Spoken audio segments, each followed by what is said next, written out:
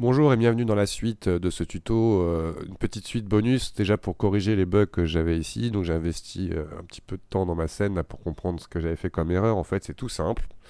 Donc si vous l'aviez aussi, bah, c'est tout bête, c'est que je vous avais donné une mauvaise indication sur la création de la texture de ma pièce. Dans le mur en fait je me suis gouré. Et la texture en fait du mur que j'utilisais pour arriver à venir tout bêtement donner du relief, je l'ai mise dans le canal normal alors qu'il faut que je la mette dans le canal height. Je me suis gouré ici. Alors normalement, je pense que je l'avais dit correctement, mais au moins il y a déjà ça, cette petite chose-là qui va pouvoir déjà corriger le bug. Donc là, maintenant que je remette un affichage du shading, donc revenons carrément dans le layout principal, le bug s'en va. Donc on va faire une petite optimisation aussi maintenant du coup, parce qu'effectivement je n'ai plus besoin d'avoir autant boosté les calculs. Donc déjà là dans mon irradiance volume, je remets à 3 la valeur par défaut des rebonds que l'on aura dans la scène. Dans Eevee, donc je vais vérifier un petit peu tout ce que j'avais fait.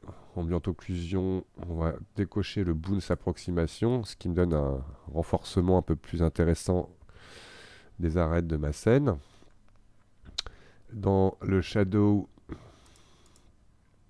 on va remettre 512 dans la taille du cube de calcul. On peut laisser les autres paramètres identiques. Et voilà, à partir de là, je vais déléter, supprimer le cache actuel. Et là, vous allez voir que du coup, mon baking va être beaucoup plus rapide. Avec un résultat, bien évidemment, beaucoup mieux. Donc j'avais boosté, j'avais fait une erreur de normal. Que voilà.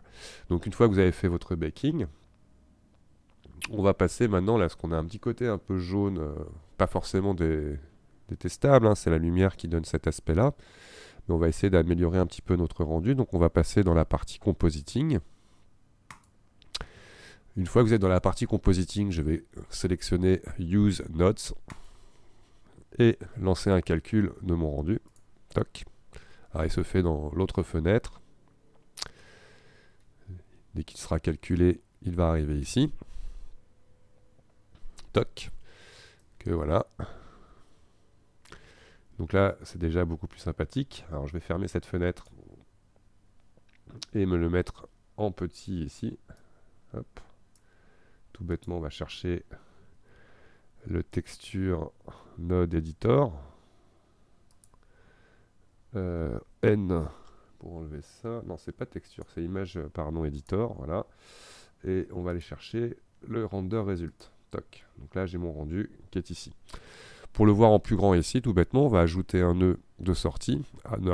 Add output viewer. Alors, on va se mettre comme ça pour le moment. Ensuite, on va rajouter un color balance qu'on va venir mettre en amont ici. Ok, connecté à la fois à mon composite et à mon viewer, ce qui va du coup me donner le réglage aux deux. Alors, pour corriger l'aspect de votre image dans le compositing, il faut que vous alliez dans votre menu latéral, le N, View, et là je vais faire Fit. Toc. Comme ça mon image, je la vois en entier. Donc, grâce à ma color balance, je vais pouvoir jouer légèrement dans les tons. Ouais, on peut vraiment complètement rechanger son image, quasiment en temps réel. Dans le lift, légèrement bleuté, pareil dans le gamma. Pour enlever un petit peu justement du jaune, je passe dans le bleu mes teintes. On voit que ça du coup donne une couleur beaucoup plus sympathique. On peut y rajouter par exemple dans Color un Brightness Contrast. Légèrement plus Brighting. Légèrement plus Contrast. Dernière petite chose qu'on va mettre pour pouvoir améliorer notre affichage.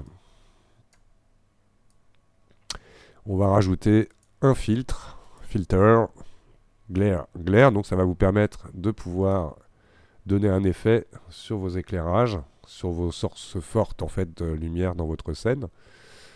Donc là, j'aime bien le truc par défaut. Après, si vous voulez rajouter des strikes, des branches à vos étoiles, vous pouvez le faire. Là, je laisse ça comme ça par défaut. Une fois que vous avez fait ces petits réglages, que vous vous amusez à jouer avec ça, n'hésitez pas à aller regarder d'autres converteurs, couleur, correction, etc. Il y en a tout un tas.